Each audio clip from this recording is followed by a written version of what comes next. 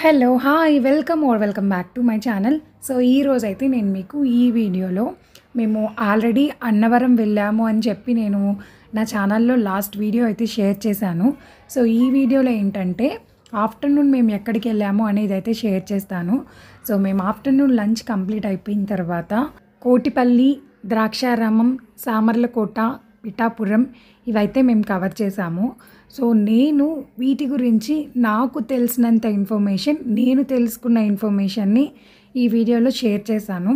చెప్పాలి అంటే ప్రతి ఒక్క ప్లేస్కి, ప్రతి ఒక్క టెంపుల్కి చాలా స్టోరీ అయితే ఉంటుంది.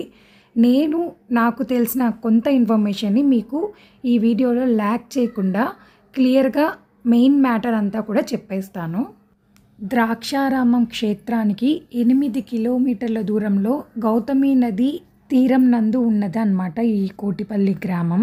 ఈ గౌతమి నదిలో బ్రహ్మతీర్థం, విష్ణుతీర్థం, మహేశ్వర తీర్థం, రామతీర్థం అనేక పుణ్యతీర్థాలు ఇలా అంతా కలిసి ఒకే నదిలో ప్రవహించుచూ ఉండటం వల్ల ఈ క్షేత్రమునకి కోటి తీర్థ క్షేత్రము అని పేరు వచ్చింది. అంటే కోటిపల్లి అని పేరైతే వచ్చింది. ఇక్కడ రాజరాజేశ్వరి సమేత శ్రీ సోమేశ్వర స్వామి, శ్రీ పార్వతీ సమేత శ్రీ కోటేశ్వర స్వామి, శ్రీ శ్రీదేవి భూదేవి సమేతేశ్వర శ్రీ సిద్ధిజనార్దన స్వామి వారు 2 శివాలయాలు, ఒక విష్ణు ఆలయం ఒకే గర్భగుడిలో ఉండటం అనేది ఇక్కడ విశేషం అన్నమాట. ఆంధ్రప్రదేశ్లోని ఈ దేవాలయం సర్వ పాపహరణం అన్నమాట. ఈ దేవాలయంలోని శ్రీ సోమేశ్వర స్వామినేమన్నా ఇంద్రుడు, కోటేశ్వర స్వామిని చంద్రుడు ప్రతిష్ఠించారు. ఈ క్షేత్రమునందు ₹1 దానం చేసిన, స్వామివారిని దర్శించుకున్నా, లేదంటే అభిషేకం చేయించుకున్న సర్వ పాపాలు పోయి కోటి ఫలితములైతే ఇస్తుంది. అండ్ ఇప్పుడు మీకు ఒక చిన్న ఇన్ఫర్మేషన్ అయితే షేర్ చేస్తాను. సో ఇప్పుడు మేము చూసిందైతే థర్డ్ వన్ అనమాట, అంటే దక్షిణ కోటిపల్లి. సో చుట్టుపక్కల ఉన్నాయి కదా, వాటిల్లో 9th వన్ ద్రాక్షారామం మనం నెక్స్ట్ అయితే వెళ్తున్నాము. ఇక్కడ మనకి క్లియర్గా అష్ట సోమేశ్వరులు, వాటి పేర్లు అన్నీ కూడా మనకి ఇక్కడ నీట్గా రిప్రజెంట్ అయితే చేశారు. ద్రాక్షారామం కాకుండా ద్రాక్షారామానికి చుట్టుపక్కల మనకి మొత్తం విజిట్ చేయాల్సిన ప్లేసెస్ 8 ప్లేసెస్ అయితే ఉన్నాయి. అండ్ దర్శనం కంప్లీట్ చేసుకున్న తర్వాత బయట ఇలా కోనేరులాగా ఉంటే మధ్యలో శివుడి విగ్రహం అయితే పెట్టారు.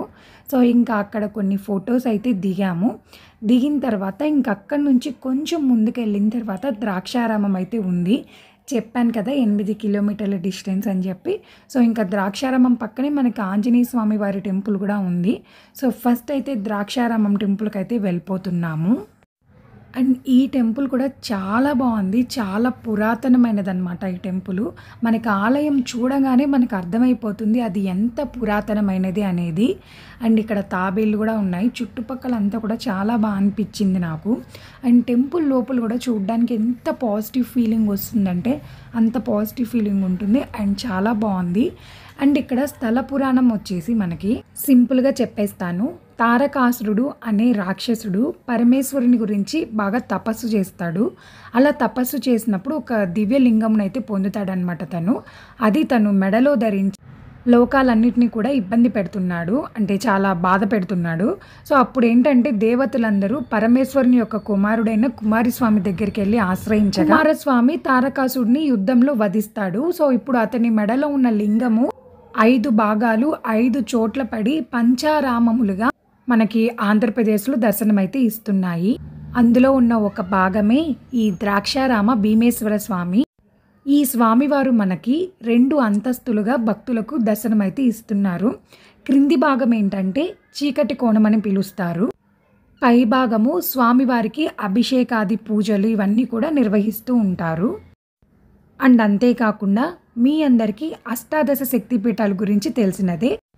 ఇక్కడ మనకి భీమేశ్వర స్వామితో పాటు అష్టాదశ శక్తిపీఠాల్లో 12వ శక్తిపీఠమైన మాణిక్యాంబాదేవి అమ్మవారు కూడా మనకి ఇక్కడ దర్శనం అయితే ఇస్తారు. సో ఫస్ట్ మనకి వెళ్ళంగానే వినాయకుడు అండ్ ఇంకా విరూపాక్ష స్వామి ఇట్లా చాలా దేవుళ్ళు అయితే మనకి అక్కడ దర్శనం అయితే ఇస్తారనమాట. ఈ టెంపుల్ అయితే చాలా పెద్దది. అండ్ ఇక్కడ మనం చాలా లింగాల్ని దర్శించుకోవచ్చు. అండ్ లింగాలతో పాటు నటరాజస్వామి, తర్వాత వాయులింగం అండ్ అంతేకాకుండా అమ్మవారిని అంటే మాణిక్య అమ్మవారు ఇవన్నీ కూడా మనం దర్శించుకోవచ్చు.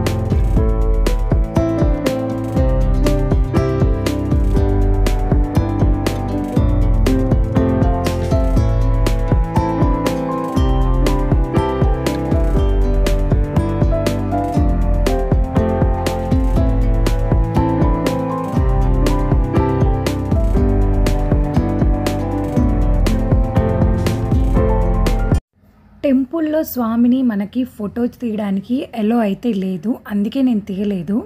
సో, నేను టెంపుల్ బయట పంచారామ క్షేత్రములు విశిష్టత అని చెప్పి ఒక బుక్ అయితే కొన్నాను. ఆ బుక్‌లో మనకి స్వామివారు లోపల ఎలా ఉంటారు అనేదైతే చిన్న ఫోటోస్ అయితే పెట్టారు. కానీ ఈ టెంపుల్‌ని రియల్‌గా చూస్తేనే మీకు ఆ ఫీలింగ్ అనేది పాజిటివ్ ఫీలింగ్ అనేది కలుగుతుంది. నేను అందరికీ చూపించాలి అని చెప్పి ఫోటో తీసి ఈ వీడియోలో యాడ్ అయితే చేస్తున్నాను. ఆ తర్వాత ఈ టెంపుల్ అయిపోయిన తర్వాత మేము సామర్లకోటకైతే వెళ్ళాము. సామర్లకోటకి సంబంధించింది నేను ఎక్కువ ఫోటోస్ అండ్ వీడియోస్ అయితే దిగలేదు. ఎందుకంటే బుడ్డిగాడు పడుకున్నాడు. సో, ఇంకా వాడిని ఎత్తుకొని ఎక్కువ వీడియోస్ అయితే నేను క్యాప్చర్ చేయలేకపోయాను. అందుకే సామర్లకోటకి సంబంధించిన ఇమేజెస్ నేను బుక్‌లో ఉంటే అమ్మవారివి అన్నీ కూడా ఫోటోస్ అయితే తీశాను. ఇక్కడ మనకి శ్రీ కుమార భీమేశ్వర స్వామి అండ్ శ్రీ బాలా త్రిపుర సుందరి దేవి గారైతే మనకి దర్శనం అయితే ఇస్తారు. అండ్ ఇంకా సామర్లకోట కంప్లీట్ అయిపోయిన తర్వాత మేము అక్కడి నుంచి పిఠాపురంకి అయితే వెళ్ళాము. అప్పుడు కూడా బుడ్డిగా నిద్రపోతూనే ఉన్నాడు. ఇంకా మా హస్బెండ్‌కి ఇచ్చి లేపమని చెప్పానన్నమాట. సో, ఇంకా అప్పుడు కొన్ని వీడియోస్ అయితే తీశాను. పిఠాపురంలో మనకి ఈ టెంపుల్ అయితే చాలా ఫేమస్ అండ్ మంచి పేరైతే ఉంది. ఈ టెంపుల్‌లో ఏంటంటే మనకి శ్రీపాద శ్రీ వల్లభ స్వామి వారైతే దర్శనమిస్తారు. అండ్ అంతేకాకుండా ఇక్కడ మనకి ఈ స్వామివారితో పాటు ఇంకా అన్నపూర్ణాదేవి అమ్మవారు ఇట్లా చాలా దేవుళ్ళైతే ఉన్నారు. శ్రీ కాశీ విశ్వేశ్వర స్వామి, వినాయకుడు, ఆ తర్వాత అన్నపూర్ణాదేవి వీళ్ళందరూ కూడా ఇక్కడ మనకి దర్శనం అయితే ఇస్తారు. అండ్ ఈ టెంపుల్‌కి సంబంధించిన ఇంకో మెయిన్ విశేషం కూడా నేను ఈ వీడియోలో షేర్ చేస్తాను. అదేంటి అంటే అష్టాదశ శక్తి పీఠాల్లో ఒకటైన శ్రీ పురుహూతిక అమ్మవారైతే ఇక్కడ మనకి దర్శనమిస్తారు. అష్టాదశ శక్తి పీఠాల్లో 10వ శక్తిపీఠం అన్నమాట ఈ పురుహూతిక అమ్మవారు. ఆ తర్వాత ఈ పిఠాపురాన్నే మనకి పాదగయ క్షేత్రం అని కూడా పిలుస్తారు.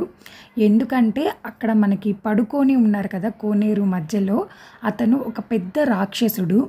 ఈ రాక్షసుడిని బ్రహ్మ, విష్ణు, మహేశ్వరులు ముగ్గురు వధిస్తారు. సో, అలా వధించినప్పుడు ఒక్కొక్క పార్ట్ ఒక్కొక్క ప్లేస్‌లో అయితే పడుతుంది. ఈ పిఠాపురంలో పడింది ఏంటి అంటే పాదాలైతే పడ్డాయి. సో, అందువల్ల పాదగయ క్షేత్రం అని కూడా అంటారు. ఆ తర్వాత నాభి భాగం వచ్చేసి ఒరిస్సాలో పడింది. శిరస్సు భాగం వచ్చేసి బీహార్‌లో పడింది. సో, ఇంకా అక్కడ దర్శనం కంప్లీట్ చేసుకున్న తర్వాత ఇంకో టెంపుల్‌కి కూడా వచ్చాము. శ్రీ దత్తాత్రేయ స్వామి వారి టెంపుల్‌కైతే వచ్చాము. ఆ టెంపుల్ అయితే మేము వెళ్ళిన వెంటనే ఇంకొక 5 మినిట్స్ లేట్ అయితే మేము దర్శించుకోవడానికి కూడా కుదిరేది కాదేమో. సో, ఇంకా వెళ్ళగానే టెంపుల్ అయితే క్లోజ్ చేసేస్తున్నారు లోపల స్వామివారిని. సో, మేము వెళ్ళాము, దండం పెట్టుకున్నాము. ఇంకా తర్వాత నైవేద్యం పెట్టేసి క్లోజ్ అయితే చేసేశారు. ఎప్పుడైనా ఇలా టెంపుల్‌కి వెళ్ళినప్పుడు అక్కడ స్థల పురాణం మనం చదివామంటే అక్కడ ఇన్ఫర్మేషన్ అంతా మనకి కొంతవరకైనా తెలుస్తుంది. సో, ఫస్ట్ డేని మేము ఇలా కంప్లీట్ అయితే చేశాము. అండ్ నెక్స్ట్ డే ఎక్కడికెళ్ళాము ఏంటి అనేది నా నెక్స్ట్ వీడియోలో అయితే షేర్ చేస్తాను. Thank you for watching and see you soon in my next video. Bye bye.